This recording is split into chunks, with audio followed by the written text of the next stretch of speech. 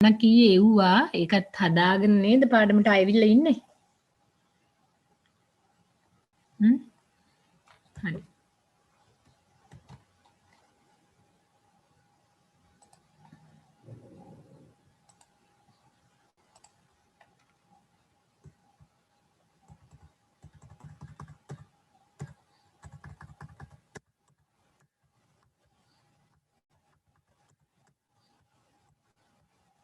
අපි මේ ගානත් පන්තියේ හැදුවා. මේ ගානත් හැදුවා. එහෙනම් මම අන්තිමට තව ගානක් දුන්නා.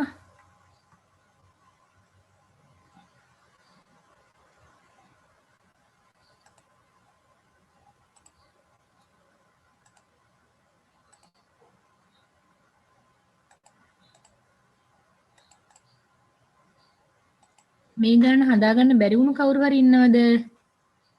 මට සමහර අය හදලා එවලා තිබුණා උත්තර වැරදි. මේ ගාන පොඩ්ඩක් අමාරු කවුරු හරි ඉන්නවනම් බලන්න පුතේ. මේකේ ඒ ලක්ෂයේදී තමයි බිඳුව තියෙන්නේ දන්වැලේ. හැබැයි ඉඩමේ කෙලවර පටන් අරන් තියෙන්නේ මෙන්න මේ මීටර් 2 කියන තැනේදී. ඒක කවුරු හරි ඒක අමතක වුණා නම් චුට්ටක් බලන්න ආපහු බිඳුවේදී නෙමෙයි. ඉඩමේ මායිම පුතේ මෙන්න මේ දෙක ඇවිල්ලා යාවෙන්නේ මෙන්න මේ මීටර් 2 කියන තැනේදී. එතකොට අපි හැම වෙලාවෙම දෙකේ ඉඳලා තමයි අනිත් තැන් වලට දුරවල් ටික ඔයගලන්ට හදන්න වෙන්නේ. හරිද?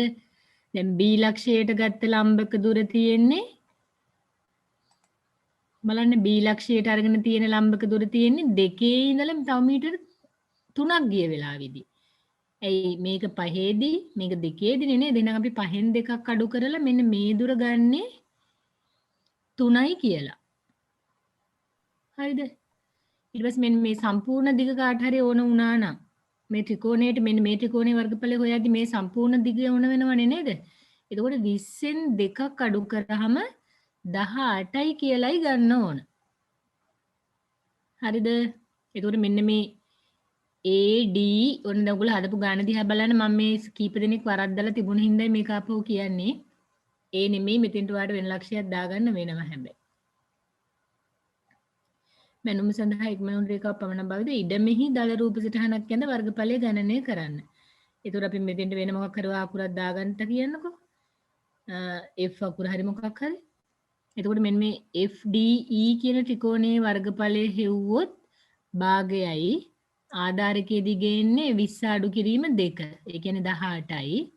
වැඩි කිරීම ලම්බ කූස කියන්නේ 5යි. හරිද? ඊට පස්සේ මේ පැත්තෙන් ගත්තොත් මේක අපිට එකපාරටම ත්‍රිපිසීමක් කියලා ගන්න බෑ. ත්‍රිකෝණ දෙකකුයි ඊට පස්සේ ඉතුරු කැල තමයි ත්‍රිපිසීමක් විදිහට ගන්න වෙන්නේ.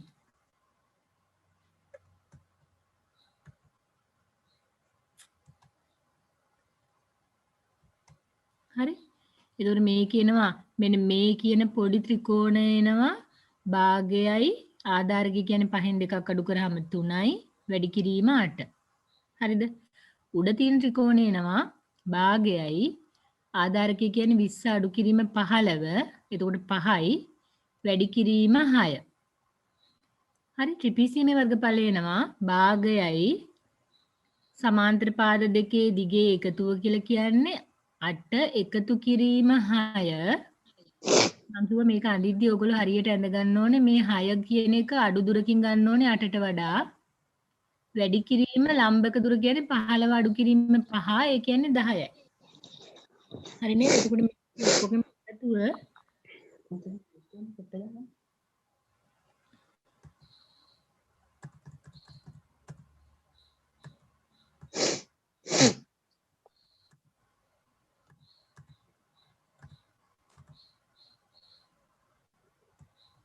මට මතක විදිහට 140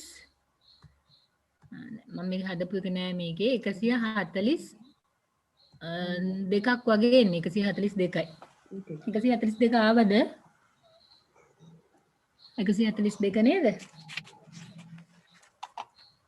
142 හරි එකතු කරලා බලන්න මම දැන් අර කිව්ව විදිහට 142 නේද කියලා එන්නේ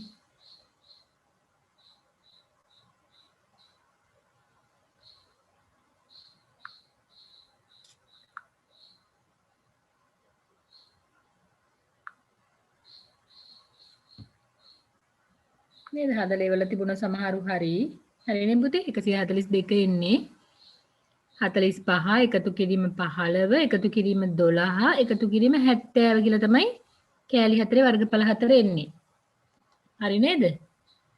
අනේ මම ඊයේ අන්තිමට රෑ WhatsApp group එකට මේකේ තව මේ ප්‍රශ්නයක් දැම්මා 2000 A level paper එකක ප්‍රශ්නයක් දැම්මා මං ආපහු ඒක හදලාද තියෙන්නේ මේක අපි හැදුවා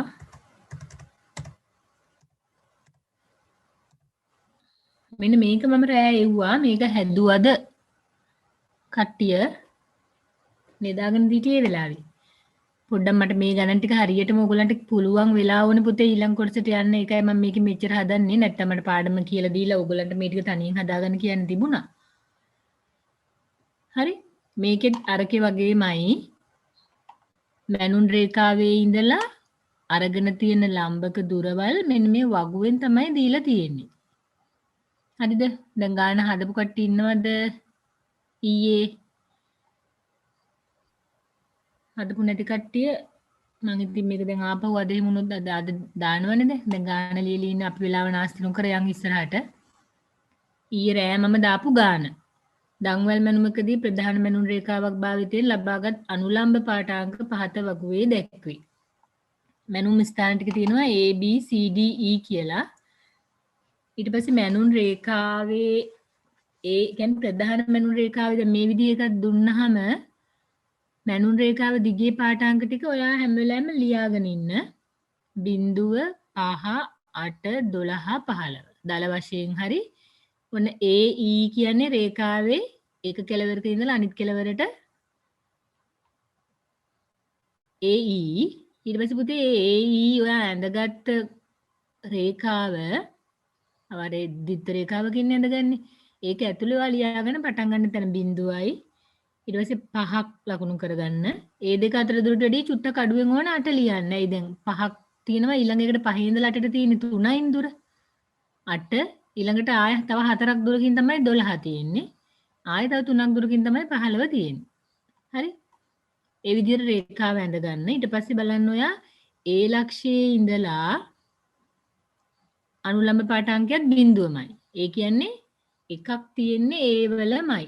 හරි. ඔන්න දැන් මේ විදිහට ඔයා ඇඳගත්තා නම් AE මැනුම් රේඛාව ඔන්නම රේඛා දෙකකින් ඇඳගත්තා.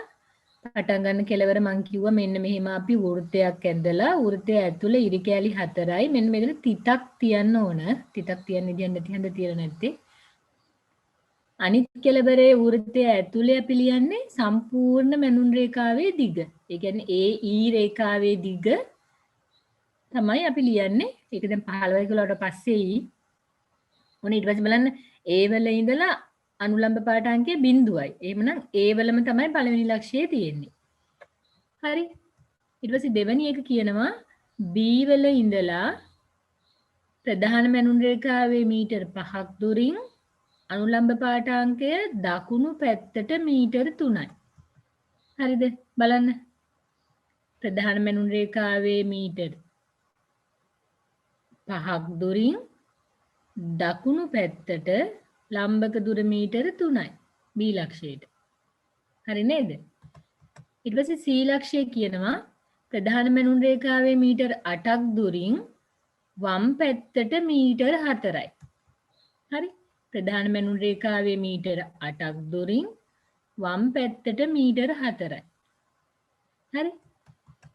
ඔන්න ඊට පස්සේ C ලක්ෂය කියනවා ප්‍රධාන මැනුම් රේඛාවේ මීටර 8ක් දුරින් වම් පැත්තට මීටර 4යි. හරි? ප්‍රධාන මැනුම් රේඛාවේ මීටර 8ක් දුරින් වම් පැත්තට මීටර 4යි. මම ඒක කිව්වනේ.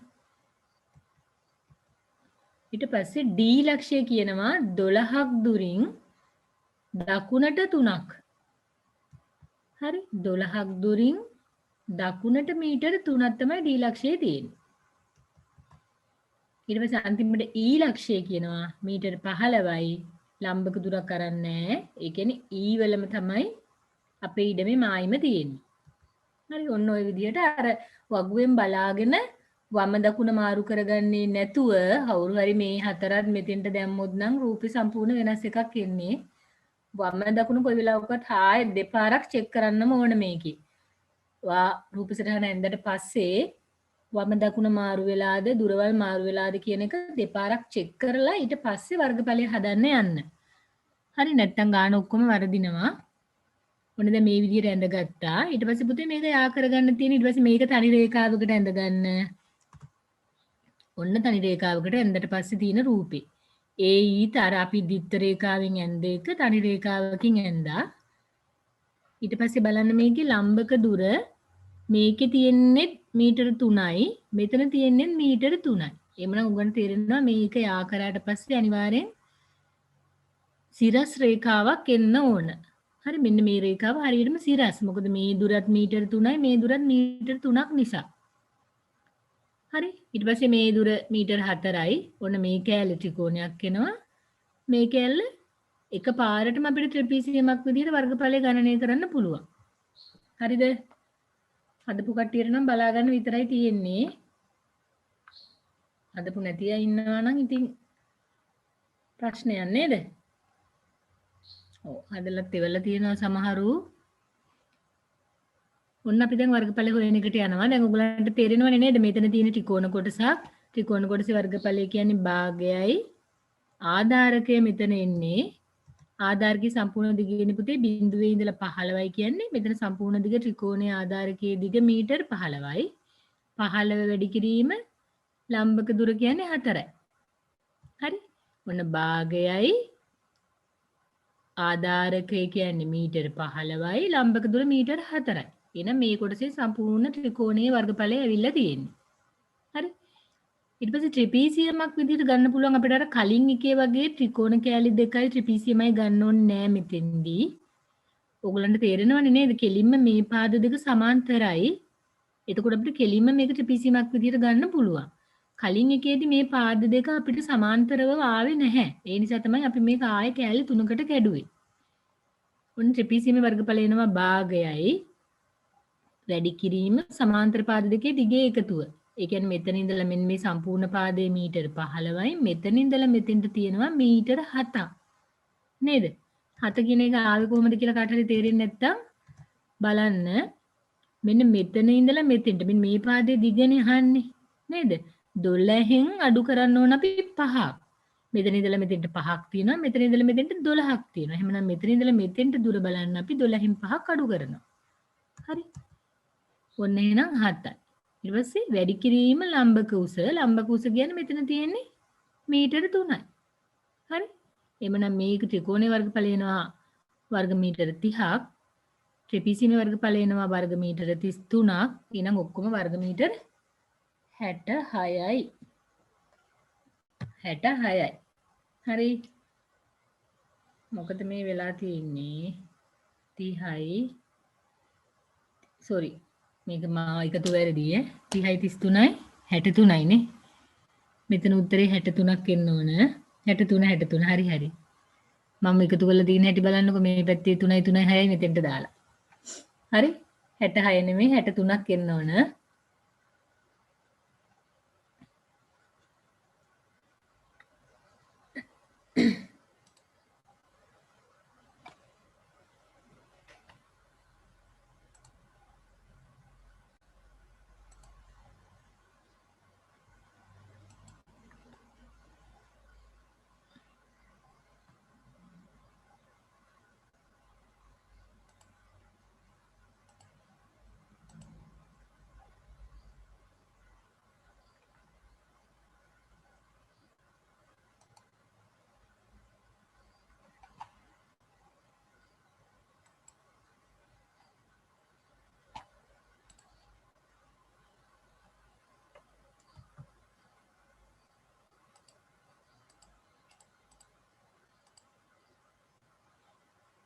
හරිද? හැදුනේ නැති අය ටක් ගාලා අදා ගන්න.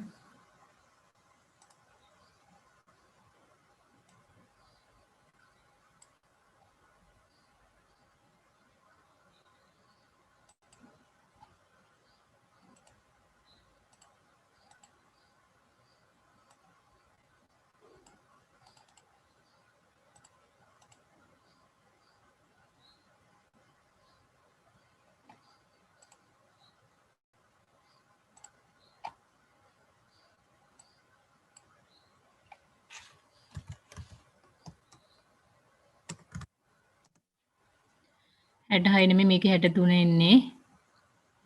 මම එකතු කරද්දි මගේ අතින් වරදිලා.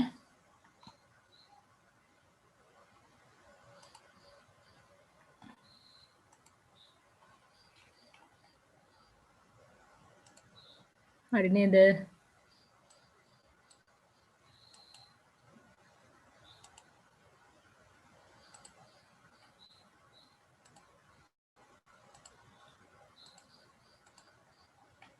හරි. ඔන්න ආපහු 66 ලියන්නේ කවුරුවත් 63යි 30යි 33යි එකතු කරාම 63යි එන්නේ. හරි නේද? ඔන්න දැන් මම මේ විදිහේ ගණන් ගොඩක් හැදුවා. මම හිතන්නේ මම පහුගිය පේපර් වල ප්‍රශ්න නම් ඔක්කොම වගේ කරා. ඕගොල්ලන් වෙන ඉස්කෝලවල වාර විභාග ප්‍රශ්න පත්‍ර ඒ වගේ මොන හරි තියෙනවා නම් හොයාගෙන තව කරන්න. වාර විභාග වල තමයි ආයෙ හොයාගන්න නැත්තේ. ඒ ලෙවල් පේපර් වලට අදාළ ඒවා හුඟක් වෙලාවට මම කරලා තියෙන්නේ. හරි. ඔන්න ඊට පස්සේ පුතේ මම මේ මේ දන්වැල් මැනුමේ තව පොඩි කොටස් කීපයයි තියෙන්නේ. ඒ ටික මම ටක් ගාලා ඉවර කරලා මම අද තියඩොලයිට් මැනුමට යන්න හිතාගෙන ඉන්නේ. මේ දන්වැල් මැනුමේ දෝෂයි අපිට තව පොඩි කොටස් ටිකක් තියෙනවා කරන්න මට. මම මේ ගණන් ටිකට වෙනකම් කරා. ඔන්න දැන් බිම් සැලසුම් මැදීම කියන එකේ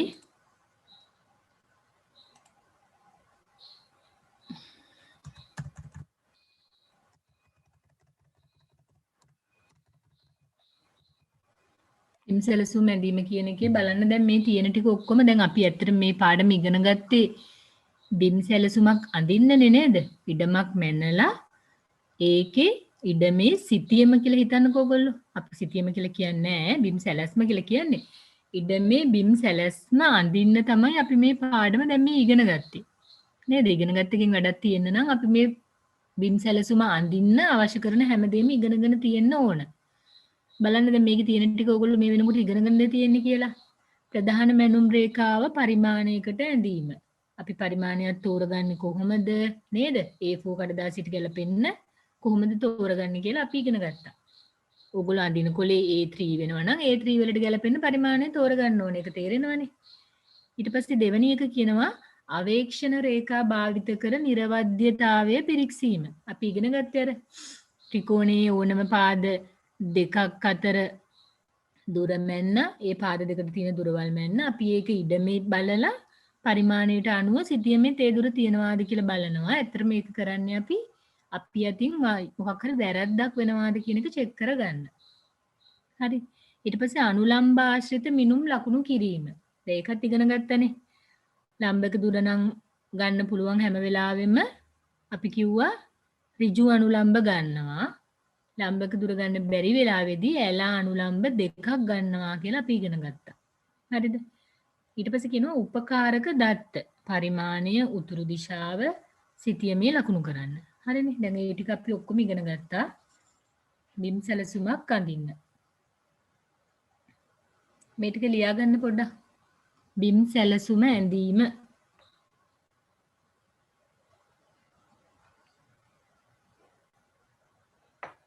බිම් සැලසුම ඇඳීම. හරි? පළවෙනි එක ලියන්න. ප්‍රධාන මැනුම් රේඛාව පරිමාණයට ඇඳීම. ප්‍රධාන මැනුම් රේඛාව පරිමාණයට ඇඳීම.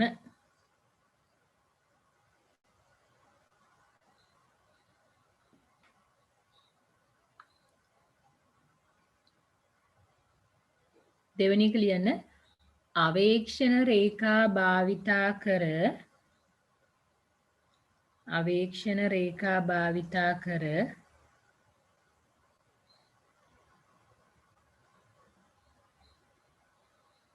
නිර්වද්‍යතාවය පිරික්සීම. නෙවුක බරනම් නිවැරදිතාවය කිව්වත් හරි. නිර්වද්‍යතාවය පිරික්සීම.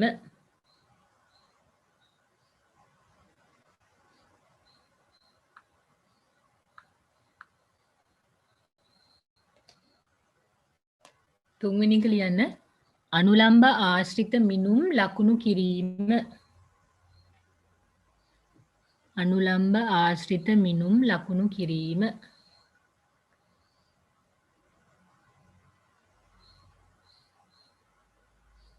4වෙනි එක ලියන්න. උපකාරක දත්ත වරහන් ඇතුලේ ලියන්න පරිමාණය උතුරු දිශාව ආදිය වරහන් වහලා ලකුණු කර සිටියම සම්පූර්ණ කිරීම.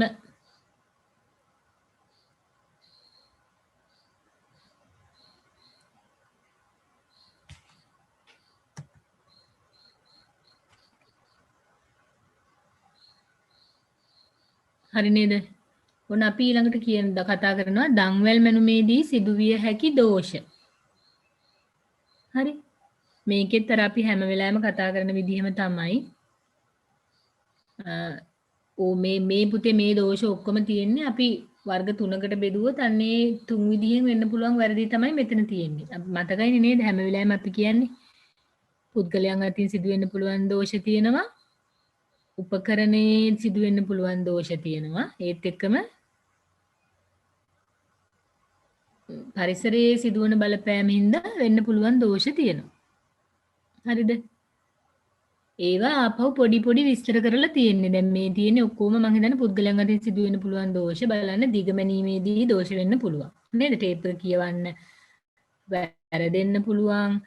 ඊට පස්සේ ටේප් එකේ බිඳුව අල්ලනවා වැරදි තැනක වෙන්න පුළුවන්. මම කියවනේ ඔයගොල්ලන්ට හැම වෙලාවෙම අපි අර ස්ටීල් ටේප් නෙමෙයි අනිත් ටේප් පාවිච්චි කරද්දි මම කිව්වා එක එක ටේප් එක හදන විදිහේදී බිඳුව තියෙන තැන සමහර ලාවට වෙනස් වෙනවා. ඒ හින්දා අපි හරියට බිඳුව තියෙන තැන බලලා තමයි ටේප් එක අල්ලන්න ඕන. එහෙම නැති වුණොත් අපි අතින් දෝෂයක් වෙන්න පුළුවන්. ඊට පස්සේ ලියා ගන්නකොටත් වරදින්න පුළුවන් අපිට. හරිද? අපි හිතමුකෝ 50 අපි 3.5 ලියන්න ඕන එකපාරට වැරදිලා 5.3 ලියවෙන්න පුළුවන්. හරි අන්න ඒ වගේ මිනුම් සටහන් කිරීමේදී දෝෂ වෙන්න පුළුවන්. ඊට පස්සේ අපි හිතමුකෝ පොඩි හරි මට්ටම් නැති පොළවක අපි ටේප් එක අල්ලන් ඉන්නවා නම් අපි ටේප් එක පොළව දිගේ ඇල්ලුවොත් ටේප් එක තියෙන්නේ තිරස්ව නෙමෙයි. හරි මම කලින් දවස්කත් කියලා දුන්නනේ ඒක. අපි හිතමු මෙහෙම තියෙනවා කියලා.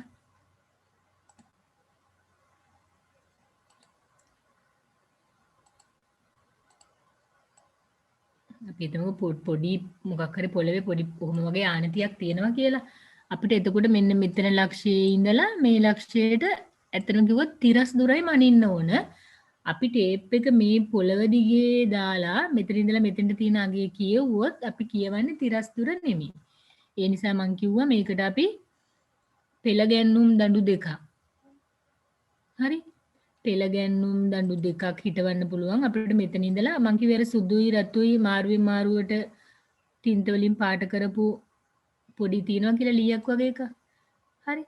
අන්න ඒ වගේ පෙළ ගැන්නුම් දඬු දෙකක් කරන් අපි මේ ලක්ෂ දෙක අතර හිටවනවා මේ පැත්තට. ඊට පස්සේ අපි ඒ දෙක අතර තමයි ටේප් එක අල්ලලා දුර මනින්න ඕන. හරි?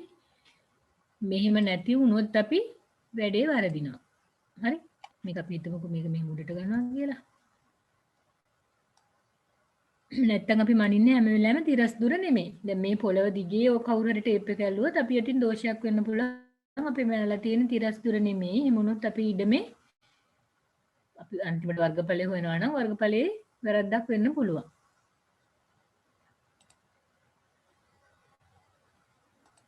හරි. ඊට පස්සේ බලන්න ඊට පස්සේ අපිට සිතියම අඳිනකොට අපි යටි මොන හරි වැරද්දක් වෙන්නත් පුළුවන්. හිතන්නකෝ අපි මොන හරි පරිමාණයක් තෝරගන්නවා. හැබැයි ඒක පරිමාණයට හරවලා අඳිනකොට අපිට වැරදි වෙන්න පුළුවන් අපි යටි. ඊට පස්සේ අනුලම්බ පාඨාංක යා කරනකොට වැරද්දක් වෙන්න පුළුවන්. ඊට පස්සේ ගණනය කිරීම වලදී දෝෂ වෙන්නත් පුළුවන්. මේ ටික ටක් ගාලා ලියා ගන්නකෝ. මේ සටහන් ලියා ගන්න නැතුව ඔයගොල්ලෝ පස්සේ ලියා ගන්න ස්ක්‍රීන්ෂොට් හරි ගහගෙන ඉන්නවා නම් ඕක වෙන්නේ නැහැ පුතේ. වෙන වැඩක් නෙමෙයි නේද? ආයේ ෆෝන් එක දිහා බල බල ඕක ලියන්න ඕනේ නැහැනේ. ෆෝන් එක හරි කම්පියුටරේ හරි. කෙලිම මේ වෙලාවෙම ලියා ගන්න. දන්වැල් මැනුමේදී සිදුවිය හැකි දෝෂ ලස්සනට ලියලින් ඕනේ නැහැ. පාට මාරු කර කර ඕවා. එක පාටින් ලියාගෙන යන්න. දන්වැල් මැනුමේදී සිදුවිය හැකි දෝෂ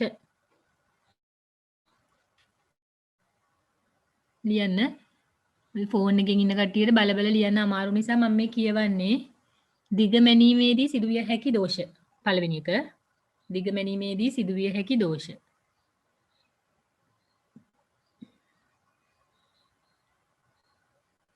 දෙවෙනි එක මිනුම් සටහන් කිරීමේදී සිදුවිය හැකි දෝෂ.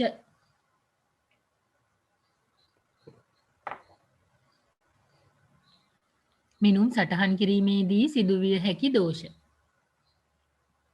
මේක මේ වෙලාවෙම මතක තියාගන්න පුළුවන් ආයෙ පාඩම් කරන්න දෙයක් නැහැ. තුන්වෙනි එක ලියන්න. මිනුම් පටිය තිරස්ව තබා නොගැනීම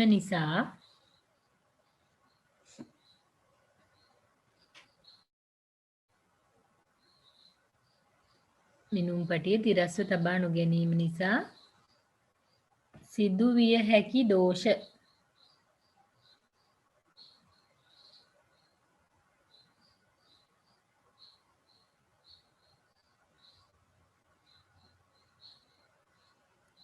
මිනුම් පටිය තිරස්ව තබා නොගැනීම නිසා සිදුවිය හැකි දෝෂ. ඊළඟට ලියන්න සැලැස්ම ඇඳීමේදී සිදුවිය හැකි දෝෂ.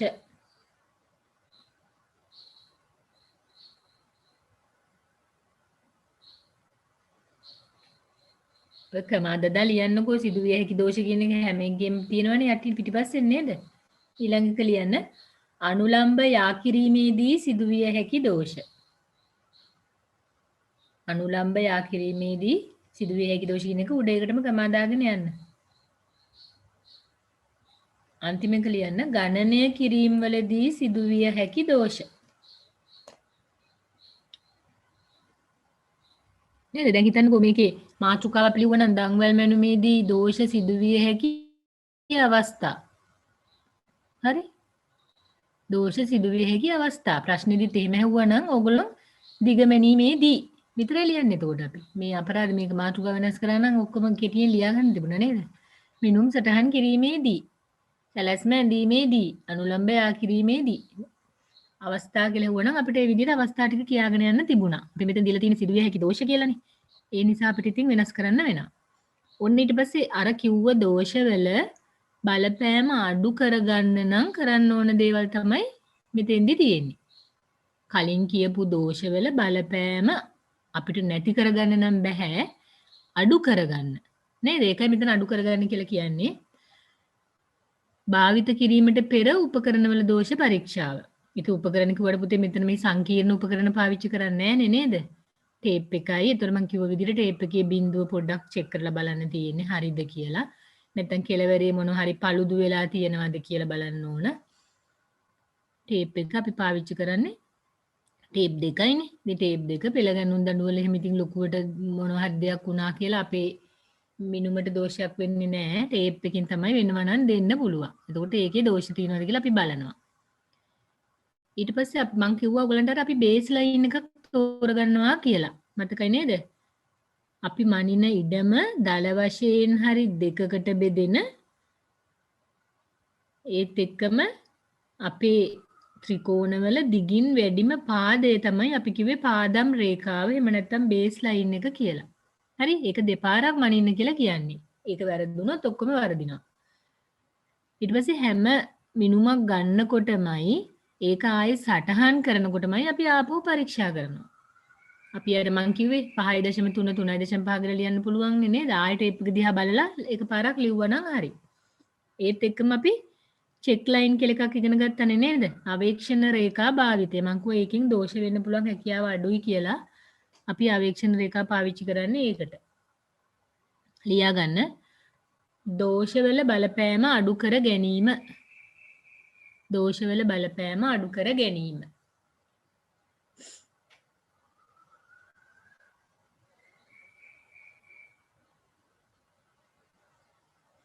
ලියාගන්න භාවිත කිරීමට පෙර උපකරණවල දෝෂ පරීක්ෂාව.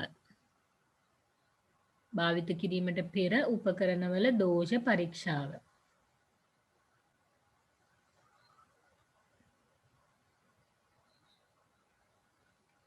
දෙවෙනි එක ලියන්න පාදම් රේඛාව වරහන් ඇතුලේ ලියා ගන්න බේස් ලයින් අපි කිව්වේ බේස් ලයින් කියලා.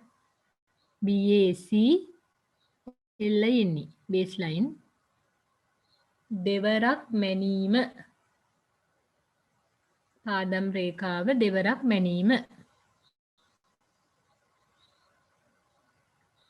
තුන්වෙනි එක ලියන්න සෑම මිනුමක්ම මැනීමේදී සහ සටහන් කිරීමේදී නැවත පරීක්ෂා කිරීම.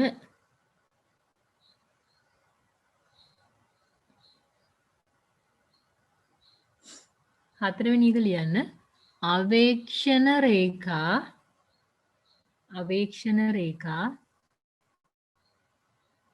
වරහන් ඇතුලේ ලියාගන්න චෙක් ලයින්. අපි කිව්වේ චෙක් ලයින් කියලා මතක තියාගන්න එක ලේසි නේද? අවේක්ෂණ කියන වචනේ ටික මතක තියාගන්න අමාරුයිනේ. ඔයගොල්ලෝ විභාගෙදී උත්තරය ලියනකොට ඒකට චෙක් ලයින් කියලා ලිව්වා නම් ඇති. අවේක්ෂණ වචනේ මතක තියාගන්න ඕනේ නැහැ.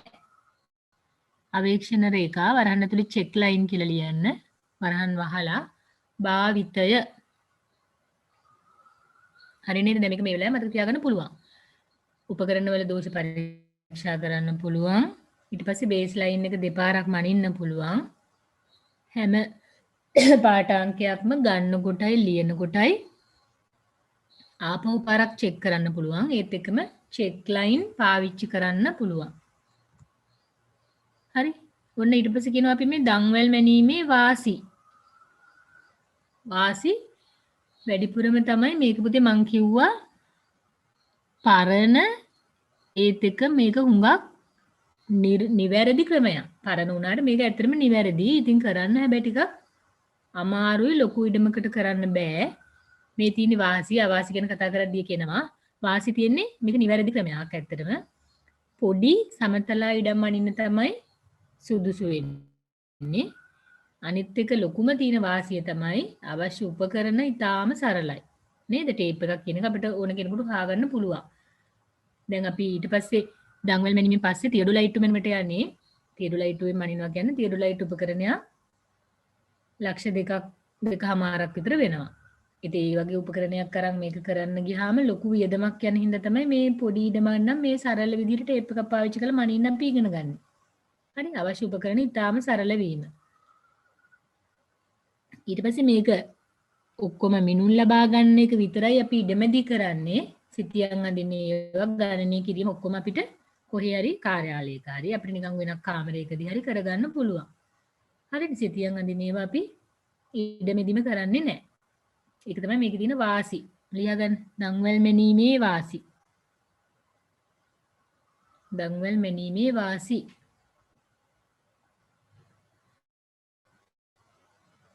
ටග්ගලා ලියාගන්න. පළවෙනි එක නිවැරදි ක්‍රමයක් වීම. නිර්වද්‍ය කිව්වත් කමන්නේ නිවැරදි ක්‍රමයක් වීම කිව්වත් කමන්නේ.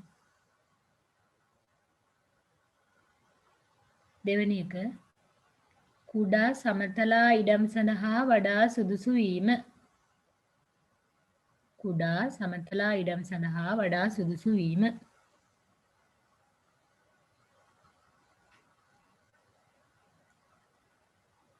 තුන්වෙනි එක අවශ්‍ය උපකරණ ඉතා සරල වීම.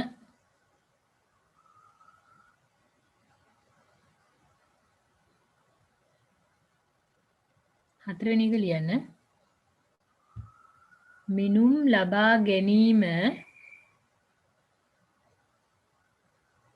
ලබා ගැනීම පමණක් ශේෂ්ත්‍රයේදී මිනුම් ලබා ගැනීම පමණක් ශේෂ්ත්‍රයේදී වරහන් ඇතුළේ ලියන්න ඉඩමේදී. හරි ශේෂ්ත්‍රය කියන්නේ උදෙන්දී ඉඩම කියන එකට ඉඩමේදී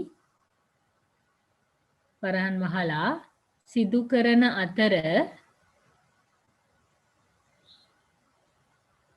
සිතියම් ඇඳීම හා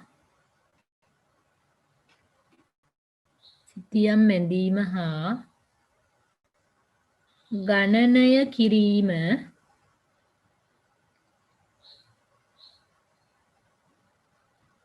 කාර්යාලයේදී සිදු කළ හැකි වීම.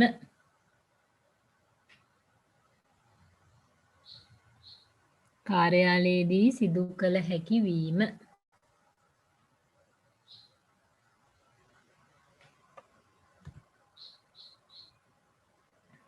හරි ඒත් එක්කම මේකේ අවාසිත් තියෙනවා. වාසි විතරක් නෙමෙයි ඕනම දෙයක වාසි තියෙනවා වගේම අවාසිත් තියෙන පුළුවන් නේද? අවාසි තමයි මේක අර කිව්වේ අපි දැන් අරකේ අනිත් පැත්ත තමයි. දැන් සමතලා ඉඩම් අනින්න පුළුවන් එක වාසියක්. ඒත් එක්කම අවාසිය තමයි බෑවුන් සහිත ඉඩම් වගුරු බිම් අනින්න මේකෙන් අපහසුයි. ඊට පස්සේ ලොකු ළඟ ළඟ ගොඩාක් ගස් තියෙනවා නම් ගොඩනැගිලි තියෙනවා නම් මේ ක්‍රමයෙන් මනින්න බෑ. ඒකත් අවාසියක්. වර්ෂාව සහිතයට අපහසු වීම නම් තියඩු ලයිට් එකටත් තියෙනවා මේකටත් තියෙනවා. ඊළඟ එක තිරස් දුර මැනීමේදී ඇතිවන අපහසුතා. නේද? තිරස් දුර මනිනවා නම් මං කිව්වා අර පෙළ ගැන්නුම් දඬු දෙකක් කෙලවරවල දෙකෙන් තියලා ඒක අතර තමයි අපි දුර මනින්න ඕන. එතකොට ඒ වගේ අපහසුතා තියෙනවා. හරි මේ ටික ලියා ගන්න. දන්වැල් මැනීමේ අවාසි. දන්වැල් මැනීමේ අවාසි. මේ පාඩමේ අන්තිම හරියන්නේ. දන්වැල් මැනීමේ අවාසි. පළවෙනි එක ලියන්න. බෑවුම් සහිත ඉඩම්. බෑවුම් සහිත ඉඩම්. වගුරු බිම් මැනීම අපහසු වීම.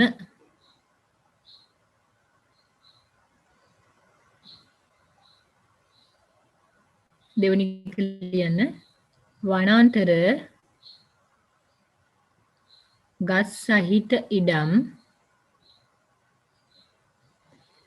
මැනීම අපහසු වීම. තුන්වෙනි එක ලියන්න. වර්ෂාව සහිත විට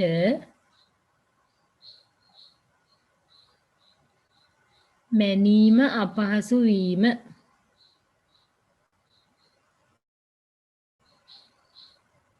හතරවෙනි එක ලියන්න. තිරස් දුර මැනීමේදී සිදුවන අපහසුතා. තිරස් දුර මැනීමේදී සිදුවන අපහසුතා.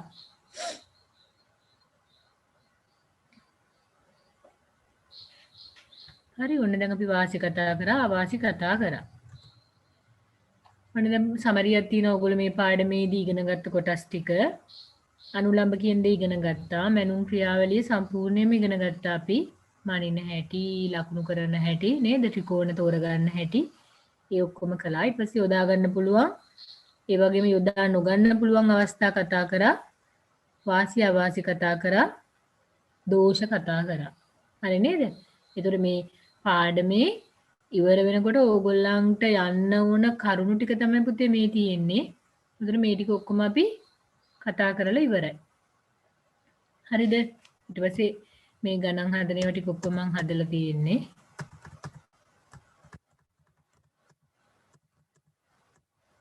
හරි නේද? අපි එහෙනම් අනිත් පාඩමට යනවා.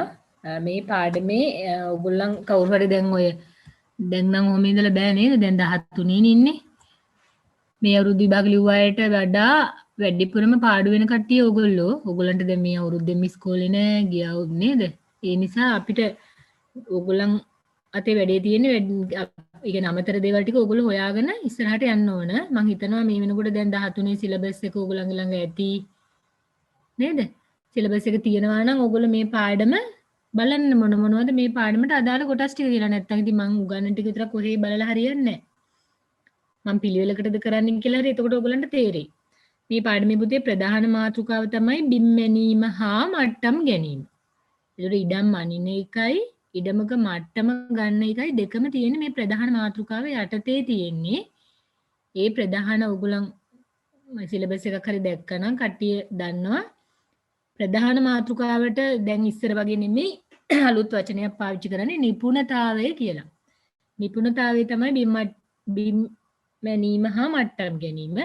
ඒක ඇතුලේ නිපුණතා මට්ටම් කියලා ආපහු පොඩි පොඩි කොටස් වලට පාඩම අනුමාතෘකාවට කඩලා තියෙන්නේ. හරිද? එතකොට දැන් ඕගොල්ලෝ ඉගෙනගෙන තියෙනවා දන්වැල් මැනුමටත් කලින් මම බිම් මැනුමේදී කියන්නේ උපකරණය මොකක් වුණත් බිම් අනින්නකොට අපි පොදුවේ දැනගෙන ඉන්න ඕන දේවල් ගොඩාක් මම මුලදිම කියලා දුන්නා. මතක ඇතිනේ නේද? දිගම අනිනවා නම් දෝෂ මොනවද වෙන්න පුළුවන්, කෝණ මනිනවා නම් මොනවද, කෝණ මිනුම් මොනවද, දිග මිනුම් මොනවද අපි මනිනේවා. ඊට පස්සේ ඒ වාස්ත්‍රයෙන් ත්‍රිකෝණමිතිය පාවිච්චි කරලා ගණන් හදන හැටි අපි ඉගෙන ගත්තා. ගහක උස මනින්න, ගඟක පළල මනින්න නේද? ඒවා ඔක්කොම පාඩමේ තියෙන අණු කොටස්. ඊට පස්සේ අපි පාවිච්චි කරන උපකරණය අනුව බිම් මැනුමට නම් දීලා තියෙනවා. අපි කිව්වනේ දන්වැල් මැනුම, තියොඩොලයිට්ටු මැනුම, පූර්ණමාන මැනුම ওই විදිහට උපකරණය අනුව. දැන් ඒකේ දන්වැල් මැනුම කියන ටික තමයි මම දැන් මේ ඉවර කරේ. හරි? ඊට පස්සේ ඔයගොල්ලන්ගේ සිලබස් එකේ පිළිවෙලට නම් තියෙන්නේ මට්ටම් ගැනීම කියන කොටස. හරිද? මට්ටම් ගැනීම කියන්නේ දැන් අපි ඉඩමක් නම් ඉඩමක තියෙන ලෙවල් එක නේද? උස් තැන් මොනවද, පල්ලම් තියෙන තැන් මොනවද කියලා අපි හිතමු ඉඩම අපි සමතලා කරලා කියලා ගේ හදන්නේ. එතකොට අපිට කොච්චර ඉඩමෙන් කපන්න වෙනවද? කොච්චර පුරවන්න වෙනවද කියලා අපි තීරණය කරන්නේ මුලින් මට්ටමක් අරගෙන. දැන් ඔය පාරවල් වල කාණු කපනකොට පාරවල් හදනකොට එහෙම අර මැෂින් එකක් ගහගෙන බලනවා ඔයගොල්ලෝ දැකලා තියෙනවනේ. ෆොටෝ ගහනවා කියලා හිතන්නේ ඉස්සර නේද? අන්න ඒ ලෙවල් එකයි බලන්නේ. අන්න ඒ කොටස තමයි පුතේ ඊළඟට කරන්න තියෙන්නේ. හැබැයි මං හිතුවා ඊට කලින් ඕගොල්ලන්ට දන්වැල් මැනුම ඉවර වුණු ගමන් තියොඩොලයිට්ටු මැනුම කොටස කරලා මට්ටම් ගැනීමට ගියා නම් ලේසි. මොකද තියොඩොලයිට්ටු මැනුමට අවශ්‍ය හුඟක් දේවල් මම මේ පාඩමේ මුලදී උගන්වලා තියෙන්නේ. එතකොට තියොඩොලයිට්ටු මැනුමේදී පොඩි දෙයයි මට ආපහු අලුතෙන් කියලා දෙන්න තියෙන්නේ. හරි? ඕගොල්ලන් ගොඩක් දේවල් ඉගෙන තියෙන තියොඩොලයිට්ටු මැනුමේ පොඩි දෙයක් තව අපිට අලුතෙන් ඉගෙන ගන්න තියෙනවා. ඒ ටික විතරක් මම කතා කරගෙන යද්දී අපි අලුත් දේවල් ටික විතරක් ඉගෙන ගමු. හරි?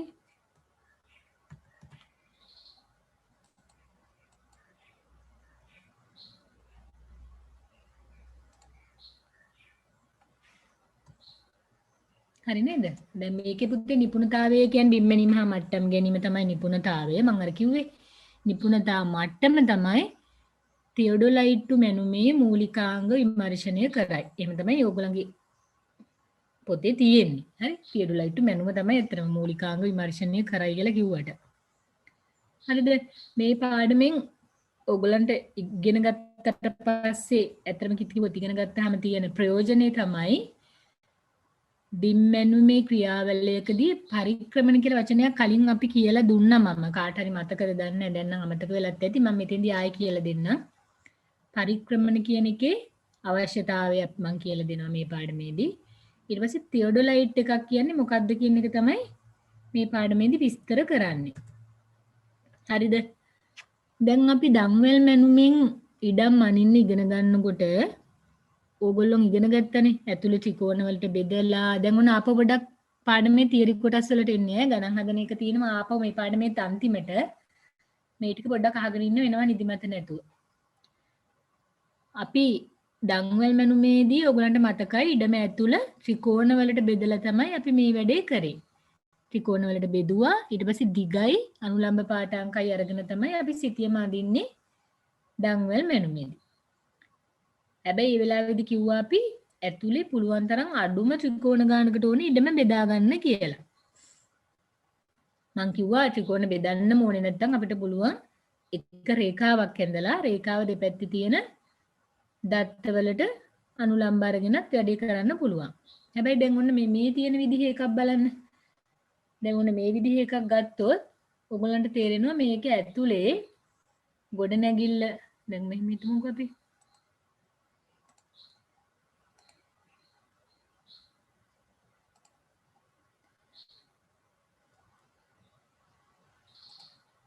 අපි හිතමු දැන් මේකේ තියෙන ඔන්න ඔය වගේ ඉන්නේ තියෙන්නේ නේද? ඉඩම තියෙන ඔය වගේ හැඩයක් නිකන් මොකක් හරි.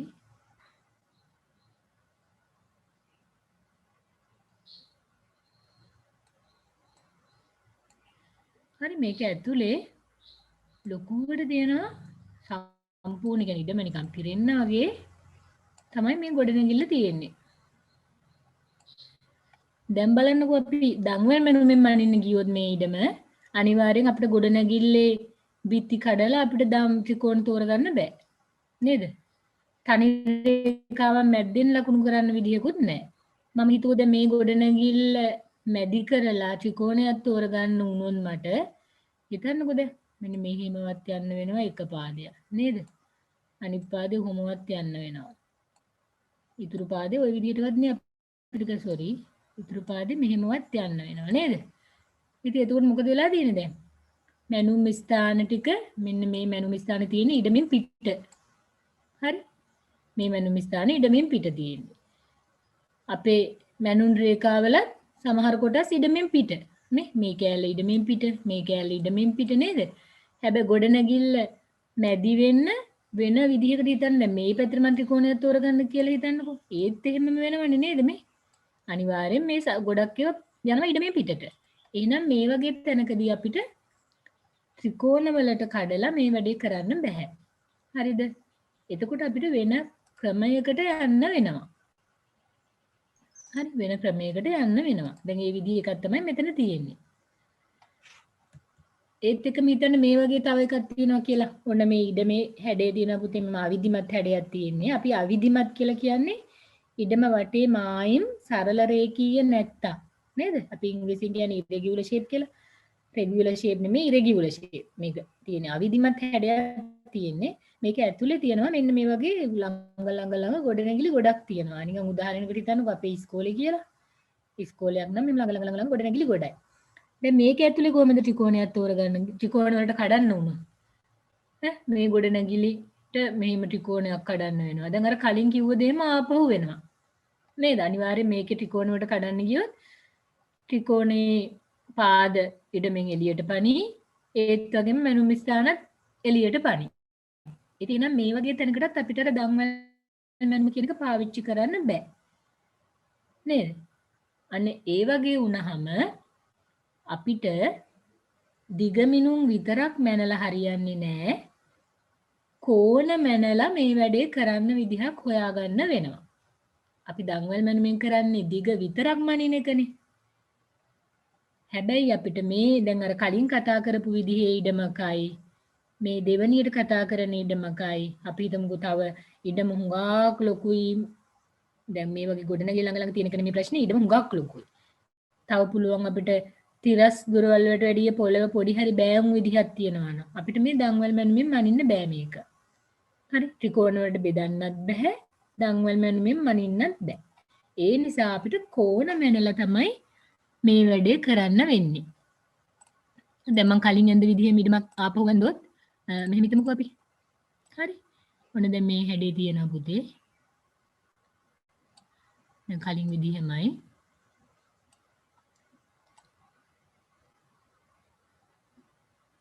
කොහොම තියෙනවා බිඩම පිරෙන්නම තියෙනවා ගොඩනැගිල්ලක් නේද? අපිට මේක ත්‍රිකෝණ වලට බෙදලා අපි අයි ත්‍රිකෝණ වලට බෙදුවේ අපි අයි දන්වැල් මැනුමේදී. දිග මිනුම් වලින් විතරක් අදින්න පුළුවන් එකම බහුවශ්‍රය ත්‍රිකෝණය හින්දා කෝණ මිනුම් නැතුව. අපිට කෝණ මනින්න පුළුවන් නම් මේ පාද ටික ඔක්කොම මැන ගන්නවා වටේ තියෙන මේ ඉඩමේ පාද ටික ඔක්කොම මනින්න. හැබැයි මේකට ටේප් එකක් තියෙන්නත් ඕන, තියොඩොලයිට් එකක් තියෙන්නත් ඕන. ඊට පස්සේ අපි තියොඩොලයිට් උපකරණයෙන් අපිට මේ කෝණ මනින්න පුළුවන්. මේ කෝණෙන් මනිනවා, මේ කෝණෙත් මනිනවා, මේකත් මනිනවා. ඔය විදිහට මේ කෝණ ටික ඔක්කොම මනිනවා. දැන් අපි අදාළ දැන් අර පරිමාණය තෝරන එක පරණ විදිහම තමයි. අදාළ විදිහට පරිමාණයක් තෝරගෙන අපි ඔන්න හිතන්නකෝ දැන් මුලින්ම මම මේ ආපහු ගඳ රේඛාවෙන්ද කියලා. පරිමාණයට කුඩා කරලා අපි මේ රේඛාව ඇඳා. ඊට පස්සේ අපි මේ කෝණය දන්නවා නම් මේ කෝණයෙන් අපිට පුළුවන් මේ කෝණය මැනලා මේ රේඛාව ගහන්න නේද? ඊට පස්සේ අපි මේ රේඛාවේ දිග මැන ගන්න පුළුවන් අපිට. ඒ දිග මේක අපි ලකුණු කරගන්නවා. ඊට පස්සේ මෙතන ඉඳලා ආයේ අපි මේ කෝණය දන්නවා නම් මේ රේඛාව ඇඳා මේ දිග මැනලා ලකුණු කරගත්තා. හරි? ওই විදිහට අපිට පුළුවන් මේ ඉඩමේ හැඩය සම්පූර්ණ කරගන්න. හැබැයි අපි දිගවල් මනින්නත් ඕන, කෝණ මැනලා තියාගන්නත් ඕන. ඊට පස්සේ අපිට පුළුවන් ඇතුලේ ගොඩනැගිල්ලත් ඒ විදිහටම අපි දන්නවා මේක ත්‍රිකෝණාශ්‍රාකාර ගොඩනැගිල්ලක් නම් ඇතුලේ කෝණ ඔක්කොම අංශ 90යි. එhmenan අපිට මේ දිගයි ගොඩනැගිල්ල පළලයි මැනගත්තා නම් අපි දිග දන්නවා අංශ 90කින් රේඛාවක් නිර්මාණය කරනවා. ගොඩනැගිල්ලේ පළල අපිට මැන ගන්න පුළුවන්. ඒ පළල ලකුණු කරා. එතනින් ආය අංශක 90කින් නිර්මාණය කරනවා. ගොඩනැගිලි දිග දන්නවා නම් ඒ දිග ලකුණු කරත හැකි. අංශක 90කින් ආය රේඛාව නිර්මාණය කරා. හරි. ඔන්න ওই විදිහට අපිට සිතියම ඇඳ ගන්න පුළුවන්. හැබැයි මෙන්න මේ කෝණ මනින්න අපිට උපකරණයක් තියෙන්න ඕන. හරි. කෝණ මනින්න අපිට තියෙන්න ඕන උපකරණයක්. අපි දැන් ඒක තමයි මේ යන්නේ ඒ ක්‍රමයේ කතා කරන්න. හරිද? ඔන්න අපිට කෝණ මනින්න අපි මෙතෙන්දි පාවිච්චි කරන උපකරණයක් තියොඩොලයිට්ටුව කියලා. ඇයි දැන් මේ කෝණ මනින්න අපි තියොඩොලයිට්ටුවම පාවිච්චි කරන්නේ? මං කිව්වා කෝණ මනින්න පාවිච්චි කරන්න පුළුවන් උපකරණ. මතකයිද පාඩම මුලදී සරල උපකරණ ටිකක් අපි කතා කරා කෝණ මනින්න පුළුවන්. මොනවාද? ඔයගොල්ලෝ පොඩිම කාලේ ගණිතයේදී හැදුවා කිව්වා උපකරණයක් මතකයිද? ආනති මානය කිව්වා. අපි අර පොඩි කෝණමානය වගේ හදපු එකකට නූලකින් ගලක් එල්ලලා නේද? ආනති මානය. අපි කියන්නේ ක්ලිනෝමීටර්. ක්ලිනෝමීටර් එකෙන් අපිට මනින්න පුළුවන් තිරස්තලයේ කෝණ විතරයි. හරි? තිරස්තලයේ කෝණ විතරයි. සිරස්තලයේ කෝණ විතරයි. පල්ලෙහාටනේ ගලේ බරට එල්ලෙන්නේ මේක. ඒත් එක්කම අපි ප්‍රිස්ම මාලිමාවෙනුත් මනින්න පුළුවන්. ප්‍රිස්ම මාලිමාවෙන් මැන්නොත් අපිට මනින්න පුළුවන් තිරස්තලයේ කෝණ විතරයි. හරි. හැබැයි අපිට මේ කෝණ වර්ග දෙකම මනින්න ඕන වෙනවා සමහර වෙලාවල් වලදී. අපි ඒ නිසා තමයි මේ තියොඩොලයිට්ටුව කියන උපකරණයට යන්නේ. මේකෙන් අපිට තිරස්තලයේ කෝණ මනින්නත් පුළුවන්. තිරස්තලයේ කෝණ, සිරස්තලයේ කෝණ දෙකම මනින්න පුළුවන්. හරි. මොන දැන් අපි පාඩමේ ආයේ ඉස්සරහා ඉඳලා පොඩ්ඩක් ලියාගෙන මෙමු. මාතෘකාව දැන් පුතේ ආයේ ප්‍රධාන මාතෘකාවක් විදිහට ලියා ගන්න. පරණ පාඩම අස්සේ රිංගවන්න එපා. ඒකේ ඉඳ ඉතුරු වෙලා තියෙන චුට්ටයි නම් ඒ ටිකේ හැමම අතාරින්න. අතෑරලා අලුත් පිටුවකට යන්න. හරි? අලුත් පිටුවකට ගිහිල්ලා ලියා ගන්න තියොඩොලයිට්ටු මැනුම. හරි? තියොඩොලයිට්ටු කියලා ලියන්න බැරි නම් ඔන්න මෙතන තියෙනවා. තියොඩොලයිට්ටු. මේකට සිංහල වචනයක් නැති හන්ද මේ ඉංග්‍රීසි වචනෙම තමයි අපි ලියන්නේ. තියොඩොලයිට්ටු මැනුම.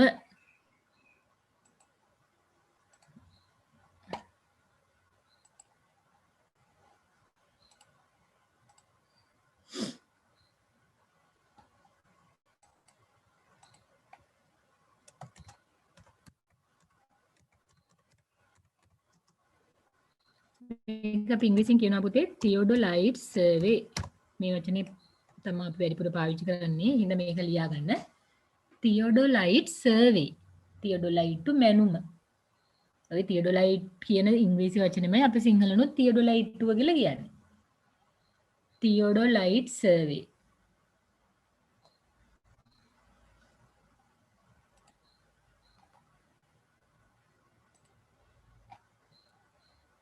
තියොඩොලයිට් සර්වේ.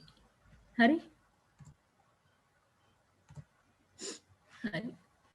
ඊට පස්සේ ලියා ගන්න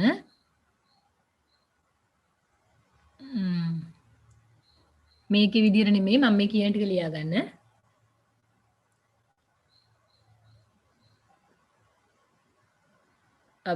වාක්‍ය විදිහට ලියන්නකෝ.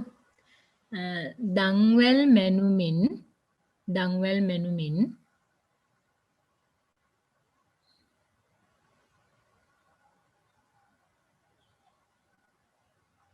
මැනිය නොහැකි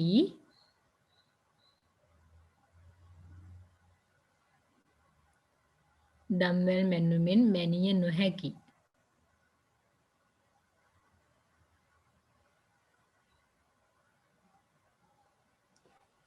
ඉඩම් මැනීම සඳහා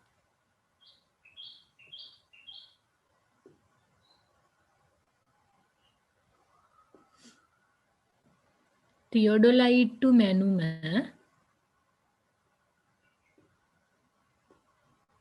භාවිතා කරයි. කවුද පරක්කු වෙලා ඇහැරිලා ආපු එක්කෙනා?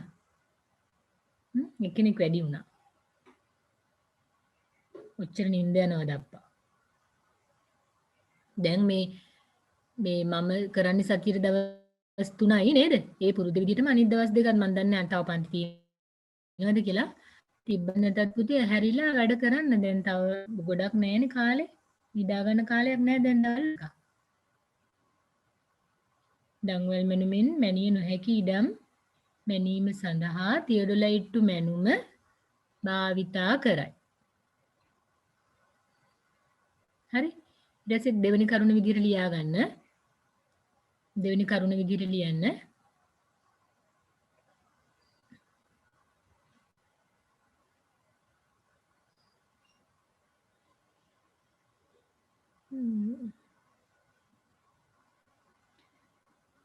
ඉඩම ඇතුළත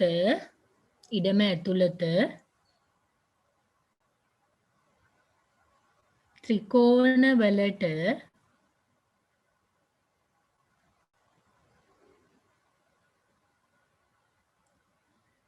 බෙදීම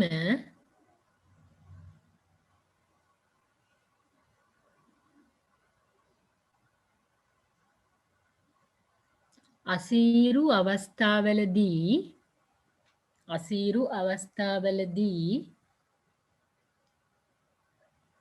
වරහන් ඇතුලේ ලියන්න. වරහන් ඇතුලේ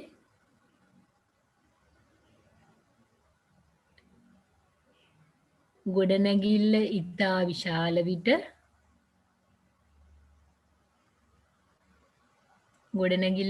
විශාල විට ක්‍රමාදාන ගොඩනැගිලි කිහිපයක්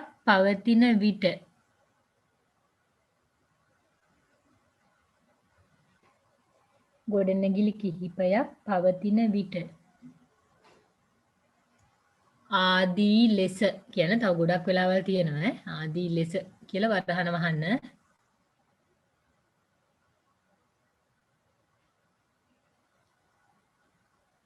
ආදී ලෙස කියලා වරහන වහලා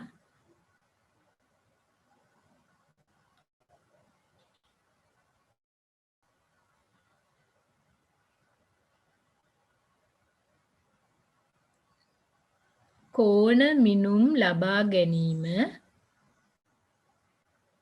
මිනුම් ලබා ගැනීම අවශ්‍ය වේ.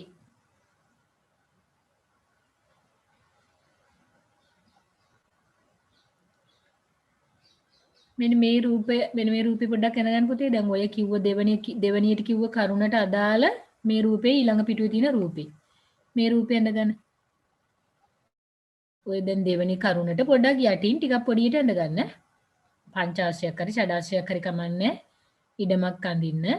ඒක ඇතුලේ ඉඩමෙන් ලොකු ප්‍රමාණයක් ආවරණය වෙන විදිහට ගොඩනැගිල්ල කෙනෙක් අඳින්න ඕන.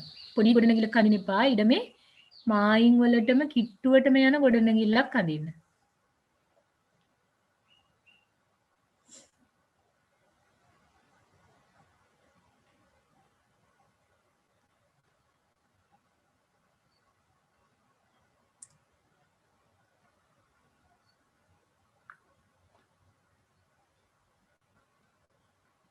හරි.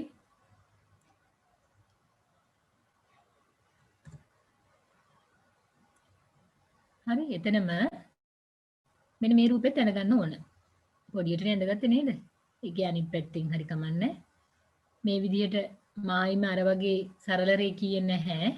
අවිධිමත් මායිමක් තියෙන්නේ ඇතුලේ ළඟින් ගොඩනැගිලි කීපයක් අඳින්න. අපි දෙවන කරුණෙන් කිව්වේ මෙන්න මේ විදිහේ ඉඩම් ගැන.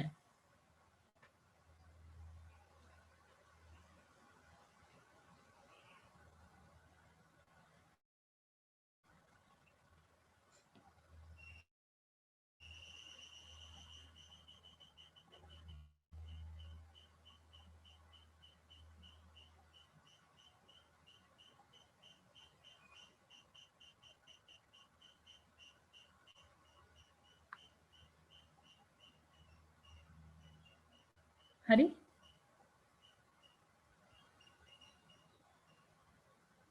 හරිද?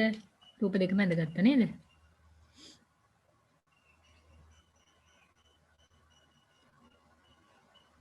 ඊට පස්සේ තුන්වෙනි කරුණ ලියන්න. දැන් ඔයගොල්ලෝ දෙවෙනි කරුණ යටතේ තමයි ওই රූප දෙක ඇඳගෙන තියෙන්නේ. තුන්වෙනි කරුණ ලියන්න.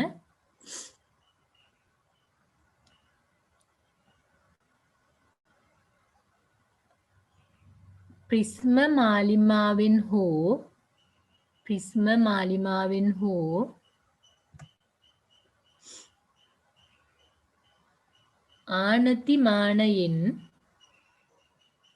ආනතිමානයෙන්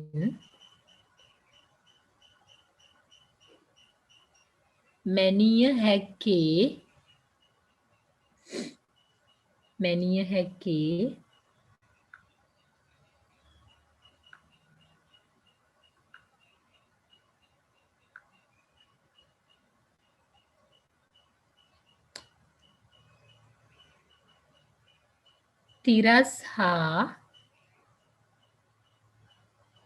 තිරස් හා සිරස් කෝණ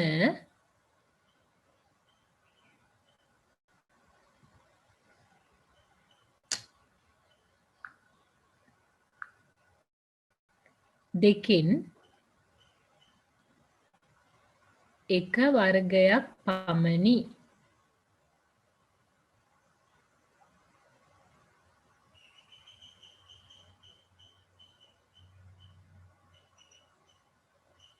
හරිද පුතේ? විසමාලිමාවේ මනින්න පුළුවන් තිරස් කෝණ විතරයි.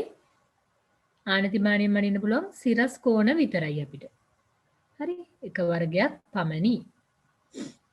ඊළඟ කරුණ ලියන්න. එම නිසා මෙම කෝණ වර්ග දෙකම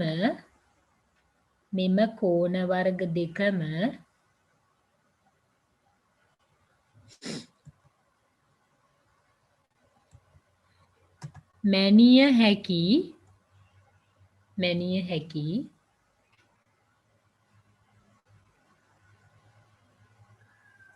තියොඩොලයිට් උපකරණය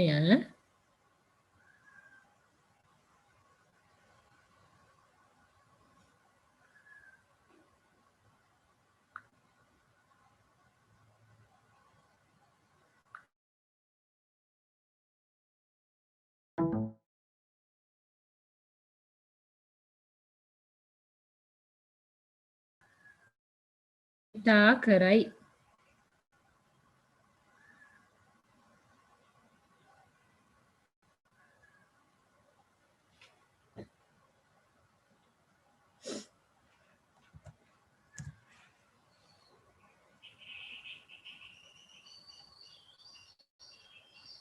හරි? ඊළඟ කරුණ ලියන්න. ඊළඟ කරුණ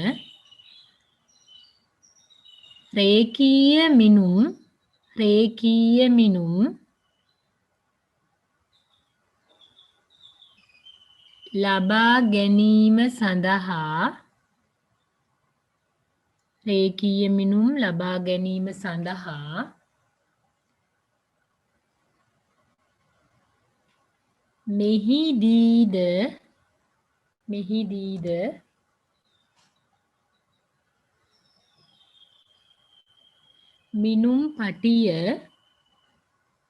මිනුම් පටිය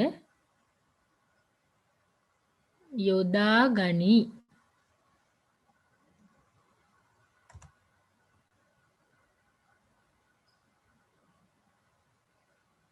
ඊළඟ කරුණ ලියන්න.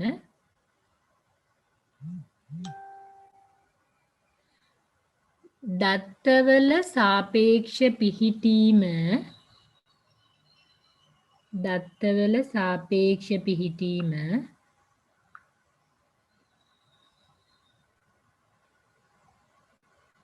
සොයා ගැනීමට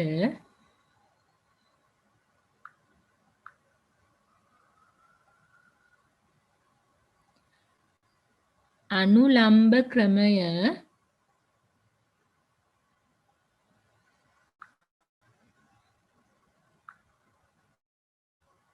භාවිතා කරයි.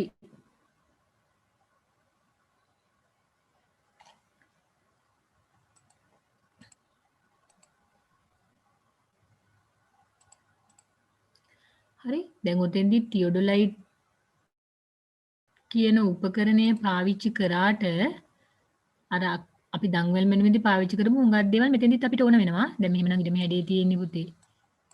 ඇතුලේ තියෙනවනේ දැන් ඔය වගේ ලොකු ගොඩනැගිල්ලක් තියෙනවා කියන්නේ අපි දැන් කතා කරන්නේ. හරි? එතකොට ඔයාට තියොඩොලයිට් එකෙන් කරන්න පුළුවන් මෙන්න මේ කෝණ මනින්න එක විතරයි. තියොඩොලයිට් උපකරණයෙන් අපිට දුරවල් මනින්න බෑ. හරි මේ කෝණ විතරයි තියරොලයිට් එකෙන් අපි මැනගන්නේ. දිග මේ දැන් මේ මායිම් රේඛාවල දිග මනින්න අනිවාර්යෙන් ඔයාලට අර විදිහටම ටේප් එකක් ඕන වෙනවා. හරි ටේප් එකෙන් දිග මනිනවා තියොඩොලයිට් එකෙන් කෝණෙ මනිනවා. මේ ටේප් එකෙන් දිග මනිනවා තියොඩොලයිට් එකෙන් කෝණෙ මනිනවා. මේ විදිහට තමයි වටේ මායිම හොයාගන්නේ. ඊට පස්සේ වටේ තියෙන ඉඩමට සාපේක්ෂව අපි ඇතුලේ ගොඩනැගිල්ල ලකුණු කරගන්න වෙනවා. හරි? එතකොට අපිට ආපහු අර අනුලම්බ ක්‍රමය පාවිච්චි කරන්නත් වෙනවා. දංගල් මැරුමේ පාවිච්චි කරපු හුඟක් දේවල් මෙතෙන්දී ඕන වෙනවා. කෝණ මනින්න එක විතරයි අපි වැඩිපුර කරන්නේ. හරි?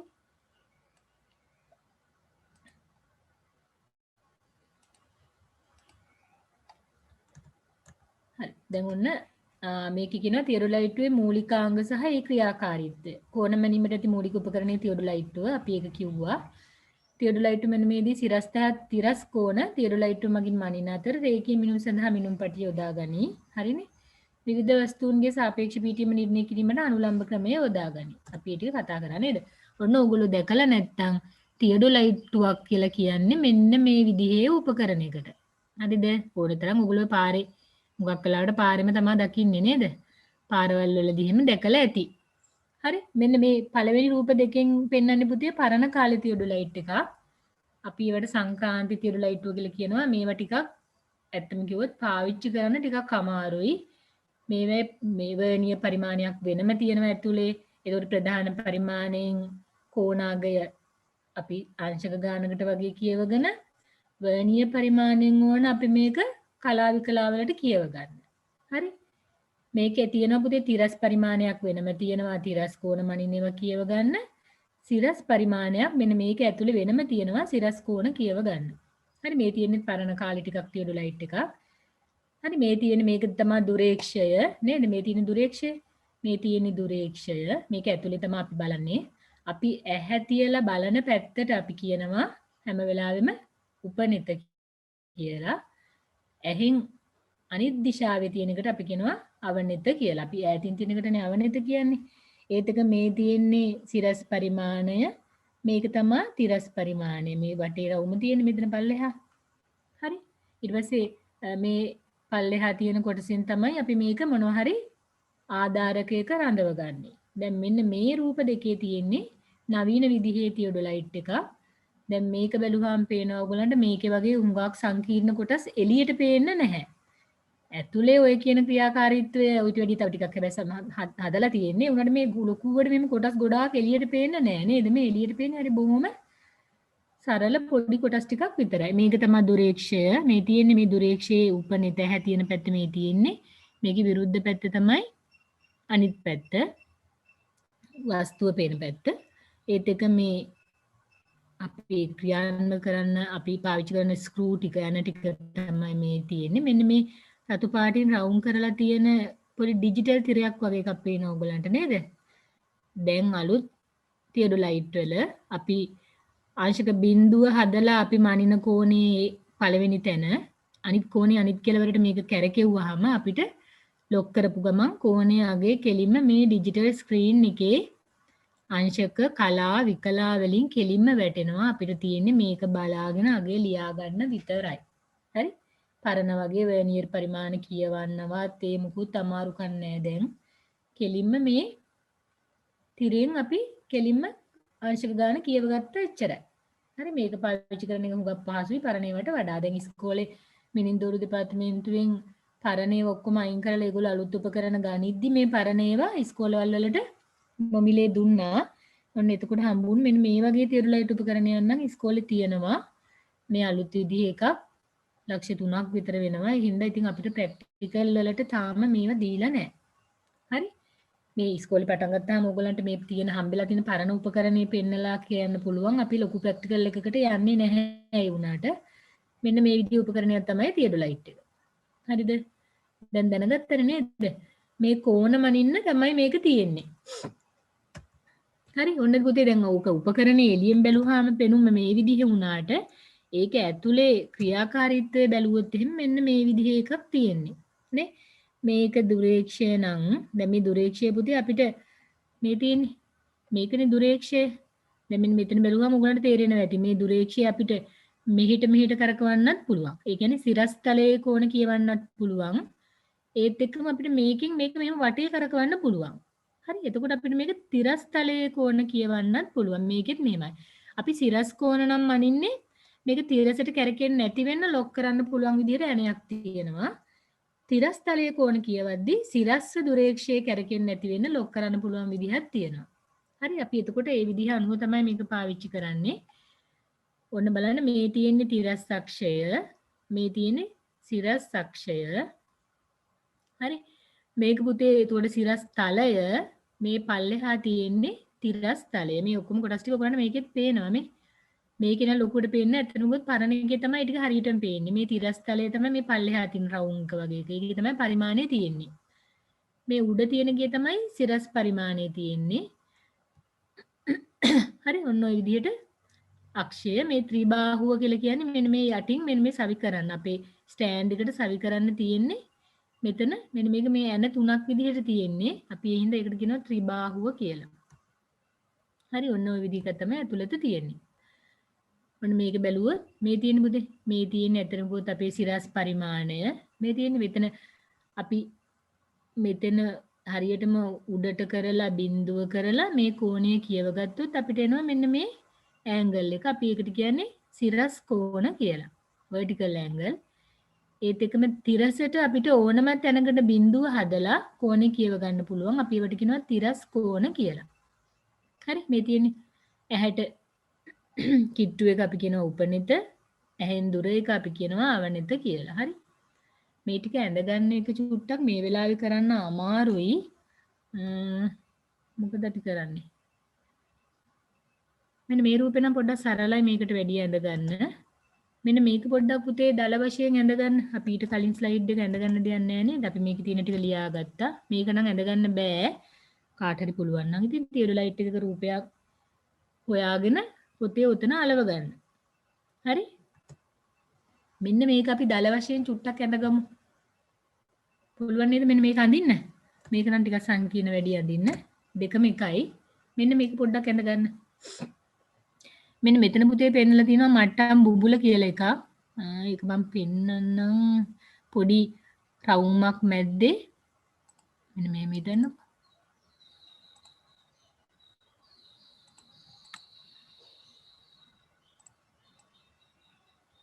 ඔන්නෝම ඔය තියුලයිට් උපකරණයේ උඩ ඔන්නෝම තියෙනවා පොඩි ඒක නැතිනම රවුමක් වගේ එකක් තියෙනවා. ඒ රවුම මැද්දෙන් අඳින්න බෑනේ.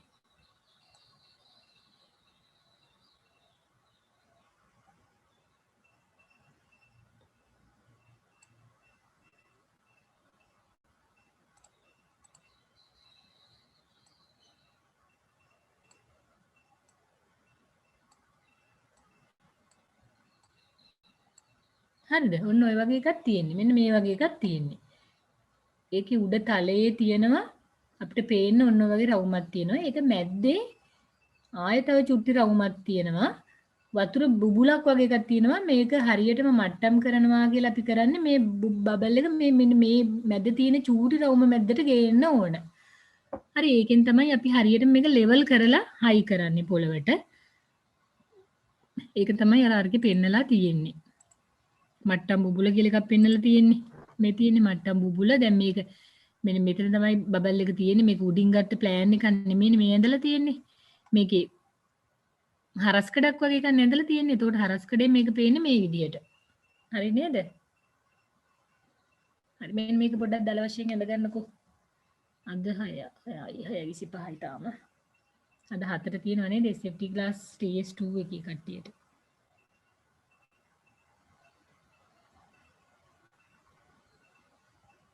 දැන් ඉස්කෝලේ යවට වැඩිය හොඳට කරනවානේ නේද? පුදේ 5 ඉඳලා දැන් 6:45 විතර නිකන් මං කරනවා. ඊට පස්සේ ආයෙ 7 ඉඳලා 10 වෙනකම් කරනවා.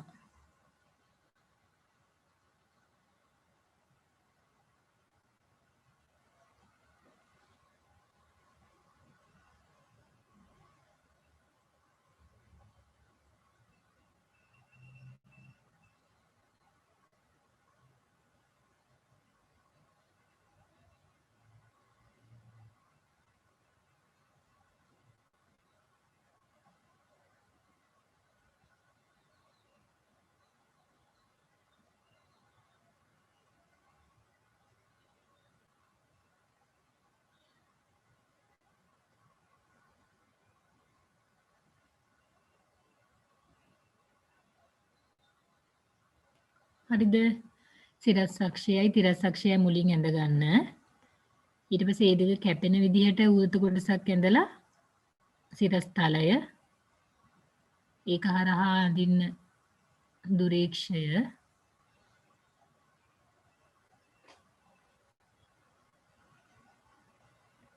මෙන්න මේක පුතේ මේක ලකුණු කරලා නැහැ. මෙන්න මේක ලකුණු කරගන්න දුරේක්ෂය කියලා. මෙන්න මේ කොටස. හරි. මෙතන රවුමක් අඳින්න ඒක තිරස් තලය. දුරේක්ෂයේ මෙන්න මේ පොඩි කෑල්ලක් වගේ කොටසක් ඇඳලා තියෙන පැත්තේ තමයි අනිවාර්යෙන් අපි ඇහැ තියලා බලන්නේ. ඕගොල්ලන්ට පුළුවන් නම්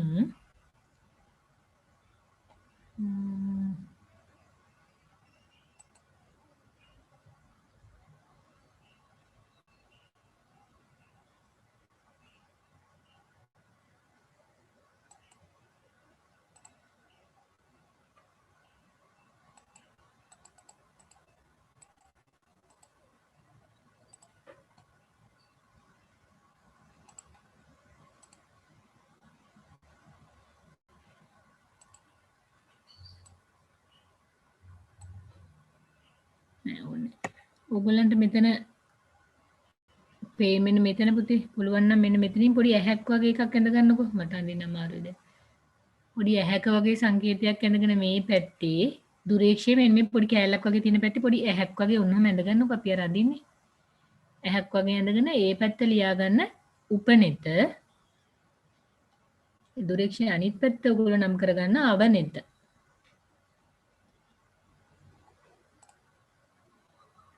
මේ පැත්ත උපනෙත මේ පැත්ත අවනෙත. හරි. මේක දුරේක්ෂය.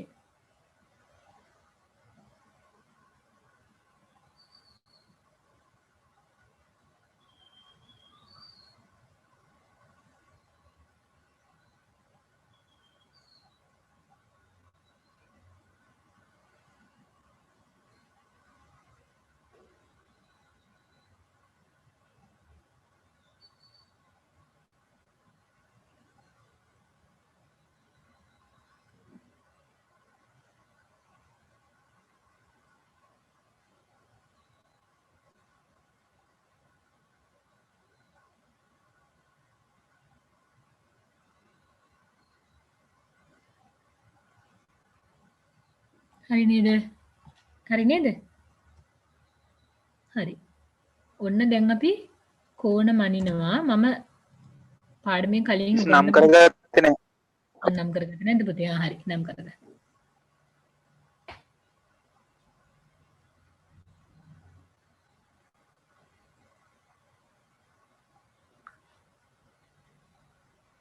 මොකද මේ තුන් දෙනෙක් අයින් වුණාද? පාඩම වැඩක් නැහැ කියලා හිතලා 49ක් හිටියා. දැන් ආයේ 46යි ඉන්නේ.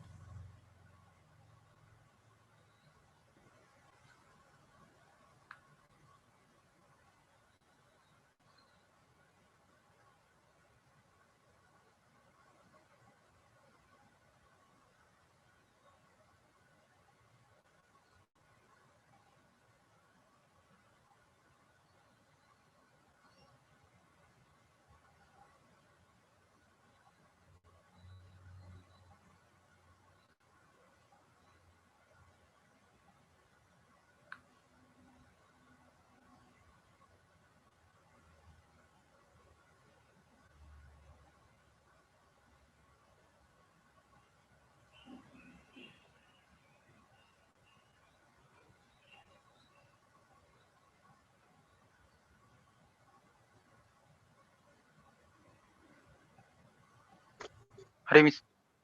හරි. ඔයගලන්ට මතකද දන්නේ මම පාඩමේ මුලදිම කෝණ ගැන කතා කරද්දි කියලා දුන්නා කෝණ අපි ප්‍රධාන වර්ග දෙකකට බෙදනවා. මතක කට්ටිය නිකන් හිතේ මතක් කරගන්න බලන්න. සිරස් කෝණ, තිරස් කෝණ කියලා. නේද? ඊට පස්සේ සිරස් කෝණ ආය අපි වර්ග දෙකකට බෙදුවා. මතකයිද? ආරෝහණ කෝණ, අවරෝහණ කෝණ කියලා. තිරස් තලයේ කෝණ අපි වර්ග කීපයකට බෙදුවා. එකක් කිව්වා අපි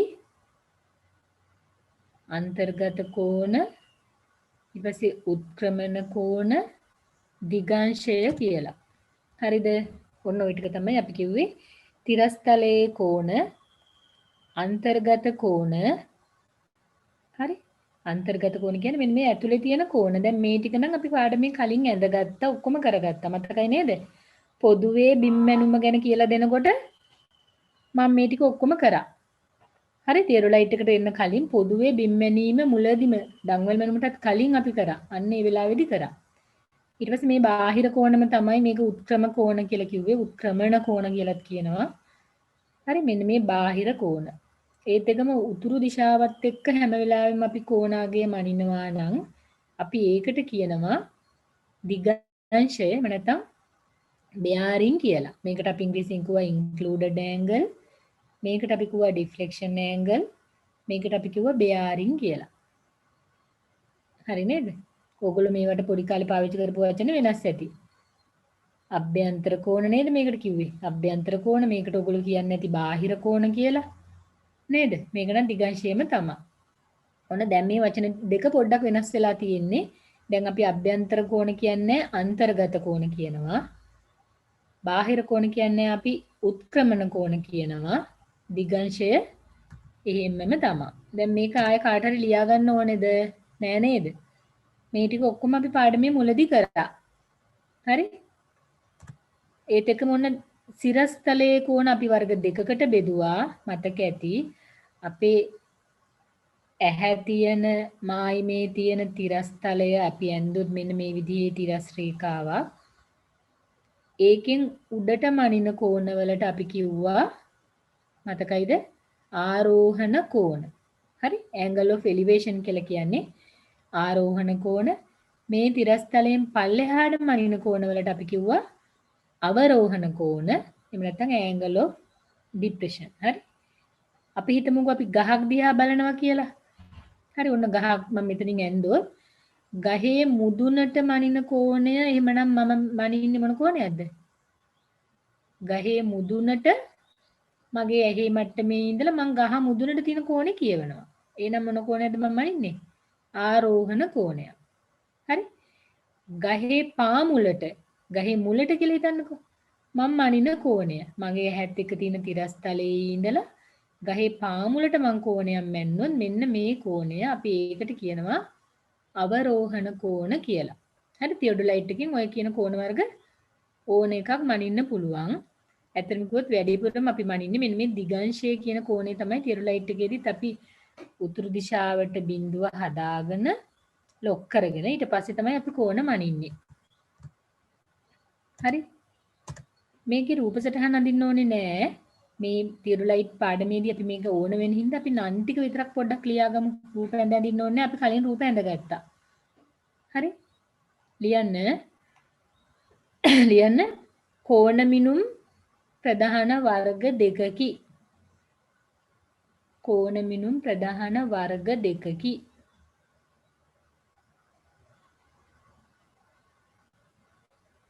එක ලියාගන්න. තිරස්තලයේ කෝණ. තිරස්තලයේ කෝණ. තවත් එක්කෙනෙක් ගියා. දැන් ඇති වෙලාද පාඩම? තිරස්තලයේ කෝණ. හරි? ඒ තිරස්තලයේ කෝණ කියන එකේම පුතේ ආපහු දැන් ඔයගොල්ලෝ එක කියලා දාලා නම් ලියාගත්තේ ඒ සිම්පල් වලින් හරි ABC දාලා ලියාගන්න. ABC දාලා ලියාගන්න. පළවෙනි එක අන්තර්ගත කෝණ.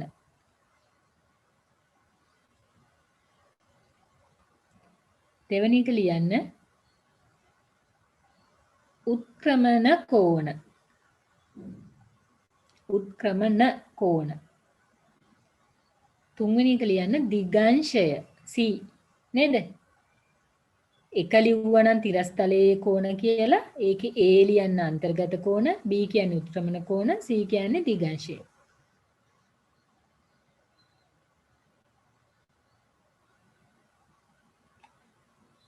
හරි? ඊට පස්සේ දෙවෙනි එක ලියන්න සිරස්තලයේ කෝණ.